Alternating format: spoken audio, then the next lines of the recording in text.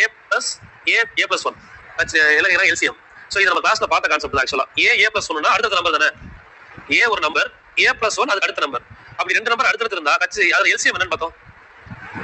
ஒரு எண் அதுக்கு அடுத்த நம்பர், அதுல எல்சிஎம் என்ன படிச்சிருக்கோம், அதோட பெருக்கல் பலன் தானே. அது ஒருக்கப்பா ரெண்டு நம்பர் கொடுத்தா ஹச்சிஎஃப் ஒன்னு, எல்சிஎம் வந்து மல்டிபிளிகேஷன். அப்போ இது ரெண்டையும் மல்டிப்ளை பண்ணா வரக்கூடிய ஆன்சர் தான் இங்க ஆப்ஷன்ல இருக்க போதா. அப்போ இந்த ஆப்ஷன்ல எது அடுத்தடுத்த நம்பரோட மல்டிபிளிகேஷன் பாருங்க, ஆன்சர் வந்துடும்.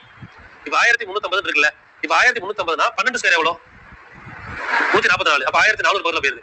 11 ஸ்கொயர் 121. அப்போ இந்த 135 121க்கும் 144க்கும் நடுவுல தானே வருது. ஆனா இது 11 ஸ்கொயர், இது 12 ஸ்கொயர் தானே. இது ரெண்டையும் பெருக்கும் போது 135 வர வாய்ப்பு இல்ல, 132 தான் வரும். அப்ப இது ஸ்கொயர் டேர்ம் கிடையாது, இது ஆப்ஷன் இல்ல. சொல்றது புரியுதா? சொல்றது புரியுதா? இப்போ இது எடுக்கணும் 255 இருக்கு. இப்போ 2500 பக்கத்துல என்ன வரும்? 50 ஸ்கொயர் எவ்வளவு 2500, 60 ஸ்கொயர் 3600. அப்ப கண்டிப்பா 50 பக்கத்துல வரும். கெஸ் பண்றது ஈஸி இல்ல. 50 × 51. ஏன்னா ஃபார்முலா என்னது?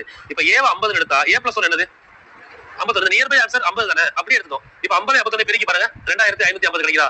சிம்பிள் ஆன்சர் முடிஞ்சிருச்சு, அவ்வளவுதான். சி இப்ப இது கரெக்டான வெரிஃபை பண்றதுக்கு ஏ பிளஸ் 1 வந்து 50 51 பெருக்கிறோம். இதுவே ஏ பிளஸ் 2னா 50 52. இதை வச்சு நம்ம செக் பண்ணி பார்க்கணும் நமக்கு இந்த ஆன்சர் வருதான்னு சொல்லி.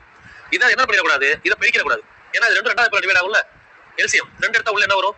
25 26. இப்ப 25 26 பெருக்கணும்னா 650 இன்ட்டு வெளியே என்ன இருக்கு 2 1300. இந்த ஆன்சர் வந்துருச்சா? அப்ப நம்ம எடுத்த ஆப்ஷன் கரெக்ட்.